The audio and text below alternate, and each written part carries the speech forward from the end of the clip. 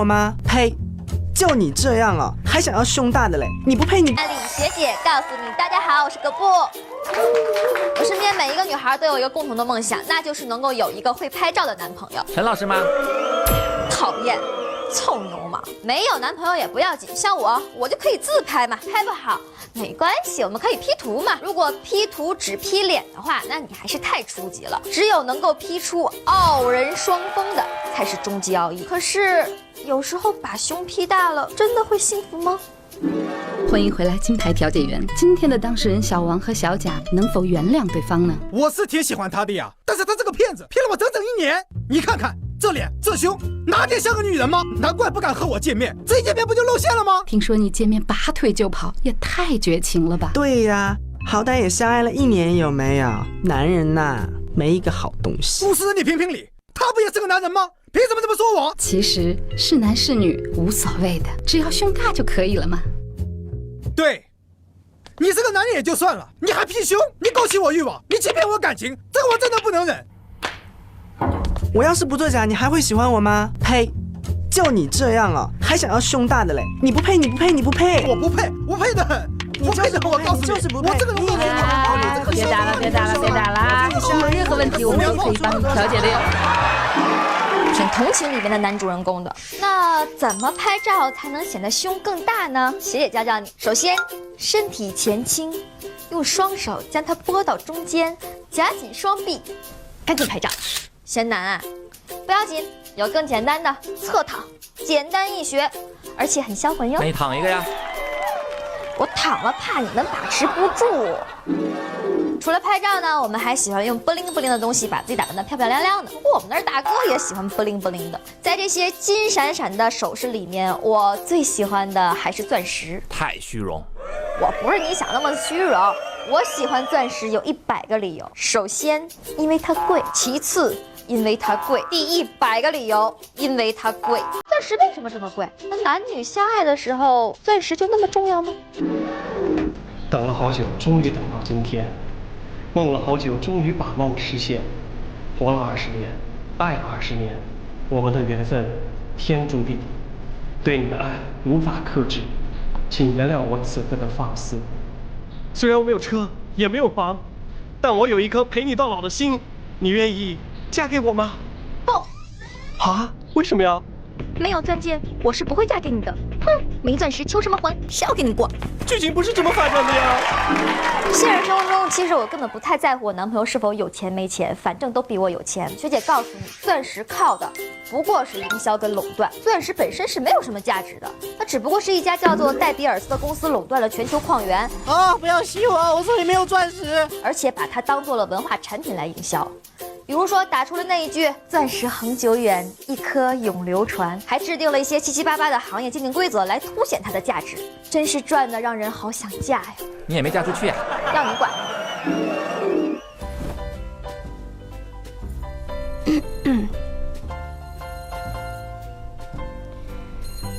这是我老公送我的钻石戒指，哎呀，好沉啊！这是我老公。还嫌你的钻石不够大吗？还嫌不能闪瞎闺蜜的眼吗？五台山火葬场3夜大抽，只需1个电话，将你的老公烧成钻石，他将永远陪在你身边。前2天有一个特别帅的帅哥来我们公司来面试，约了吗？并没有。我们有机会吗？也并没有。他是一个特别诚实的人，在我面前讲了好多钱老板的坏话，果然他并没有被录取。那么，一个诚实的面试者就注定是失败的吗？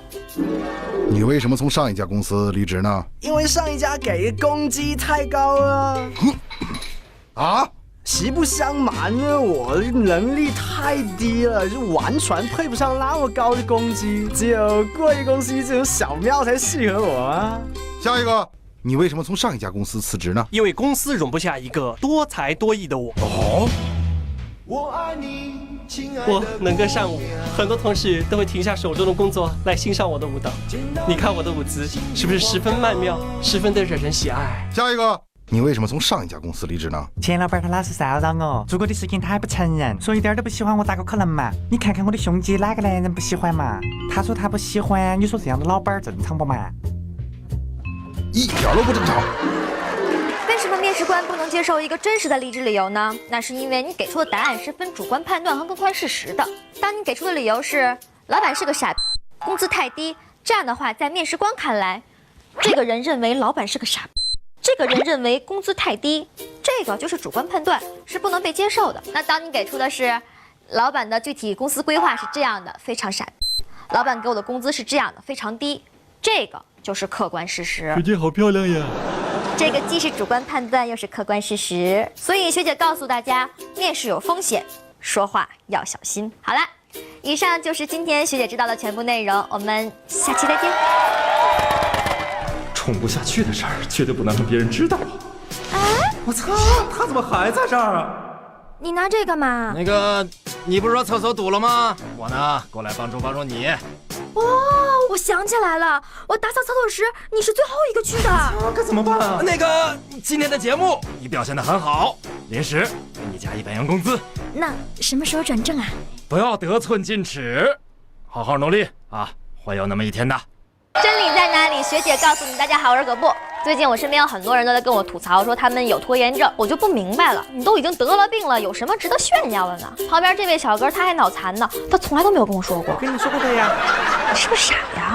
后来我发现我好像也有拖延症，因为我最近晚上睡觉要躺在床上3个小时之后才能睡着。你在床上干什么？多虑了，那不得累死啊！后来我发现我老公可能得了拖延癌，要不然怎么还没出现呢？不过拖延症到底会有什么危害呢？专家，我快要死了，你看你给我拆弹呢！不要急躁，谁不会死呢？人生就是一场旅行，不要着急到达终点，而忽略了沿途的风景。可是我才25岁，你可别害死我呀！你是更注重生命的长度，还是生命的宽广？我希望你在临死的时候可以理直气壮地说活过爱过。可我他妈连女朋友都没有，我可不想死啊！你看你这个炸弹，有红线、黄线、绿线，这就如同人生一样，充满很多抉择，稍不留神就会后悔不已。就还剩1分钟了，你再这么拖延下去，你怕把自己给炸死啊！现在明白了吧？时间珍贵，拖延症就是慢性自杀啊！这是我专门为你设计的针对拖延症的治疗，让你知道拖延症有多可怕。这么说，这个绑架是假的？当然。那拆弹专家也是假的？当然。啊，我明白了，拖延症就是慢性自杀。既然治好了我的拖延症，那这个假炸弹可以帮我拆了吗？还挺吓人的。但炸弹不是假的，毕竟我不是专业演员。如果炸弹是假的，就出不来这种逼真的效果了。我你妈！到底什么才是拖延症呢？其实你们平时做事拖拉，那只不过是坏习惯而已。但一旦当你的坏习惯影响到了心理情绪了，比如说出现了强烈的自责，是我的错，负罪感，不是我的错，不断的自我否定，我不行，自我贬低，我真是个混蛋，甚至伴生出了焦虑，还有抑郁症等心理疾病的时候，那就是拖延症了。学姐，我都有啊。不要怕，拖延症是可以治的，拥有一个好心情就可以了。比如说大吃一顿，看我的身材，我吃得很开心呀。或者更简单，查一下你自己工资卡的余额。还没有动力吗？我就是这么一直激励自己的呀。每个人都被骗过，不过有些谎话实在是太瞧不起我们智商了。比如说那些男人们经常会说，我跟姑娘只是纯洁的同事关系，我约她吃饭纯粹是为了谈工作，我跟姑娘开房只不过是因为我们家空调不够凉。学姐，我家空调凉，我宁愿热死。不过最傻的骗局就是我每天都会收到很多条中奖呀、亲人被抓的短信，这种短信你会信吗？欢迎来到高端财富访谈暴富经。我们今天请到了企业家王万福来分享他是如何一步步成为千万富翁的。王先生你好。你好。其实呢，这也没有什么可说的嘛。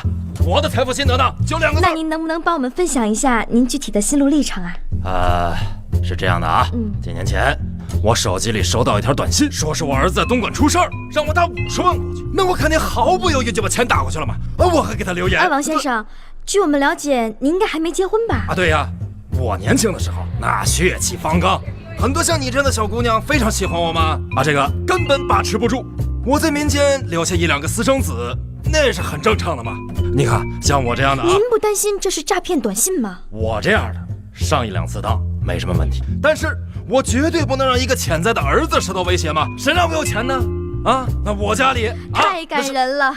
但是这跟致富有什么关系呢？自从我收到那条短信以后，我又陆续收到了100多条这样的短信，都是我在各地的儿子受到危险的消息。我不是一个好爸爸呀。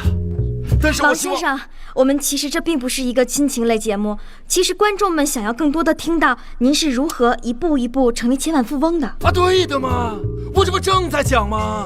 我收到我爸爸的财产的时候是亿万富翁，后来短信收多了，也就变成了千万富翁嘛。刚才那位被骗的也真是活该。不过最近网友就在问我，为什么现实生活中会有这么多人相信如此频繁而且愚不可及的诈骗短信呢？你可能不知道，因为骗子的组织结构是相当严密的，他们分工明确，流程严谨，跟个上市公司一样。你在里面待过吗？让你管。所以这些诈骗短信只不过是他们对目标的第一次筛选，专门选中那些贪图小利、热爱公益的人。如果连这个都信了，后面还有什么不能信的？所以学姐提醒你，我们可能并不像自己想象那么聪明，在面对这个世界的时候，一定要谦虚谨慎哟。别摸我手机 APP， 只能识别短信本质内容，让你轻松应对一切短信。好久不联系了，最近好吗？哎，结婚了，都来参加我的婚礼吧，别报他的红包哟。要加班，不能回家吃饭哦。要不晚上再到我家加个班？一起去逛街吧。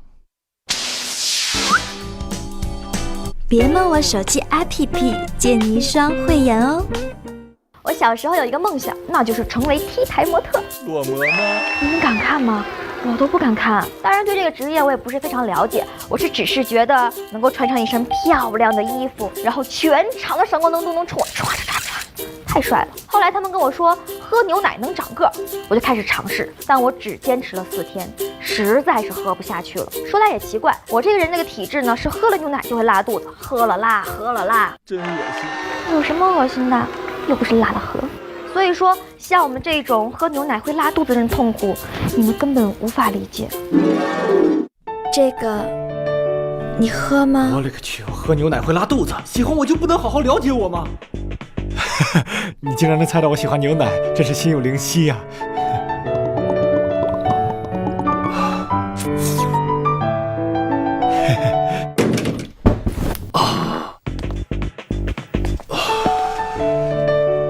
既然你喜欢喝牛奶，我这还有。天哪，这种爱喝的女人太疯狂了，就不能换那种不拉肚子的牛奶吗？你对我好好，但是你有没有想过，换一个更适合我的？你既然不喜欢我送给你的牛奶，对不起。你果然跟我一样是专一的人，除了这种牛奶，其他牛奶我碰都不碰。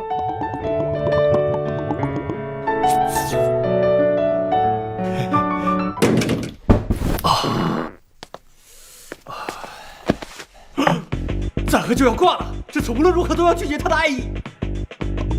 这次怎么不给我喝？因为我和男朋友分手了。你竟然有男朋友？对啊，他对我一点都不好。我喝牛奶会拉肚，他还天天送我，可我又不是个爱浪费的女孩。我看你喝没事，所以就送你了。那你为什么爱喝？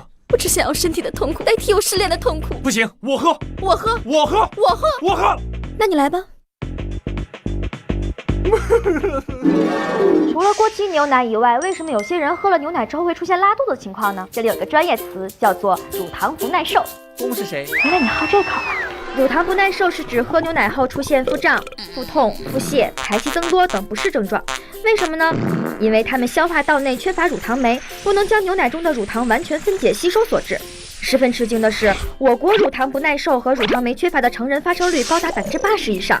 好在现在一些牛奶采用了国际上先进的 EHT 酶水解技术，将牛奶中的乳糖充分水解，从而消除乳糖不耐受，让所有人都能享用牛奶的营养和美味。所以瘦瘦们，赶快去寻找这样的牛奶吧。好了，以上就是本期学姐知道的全部内容，我们下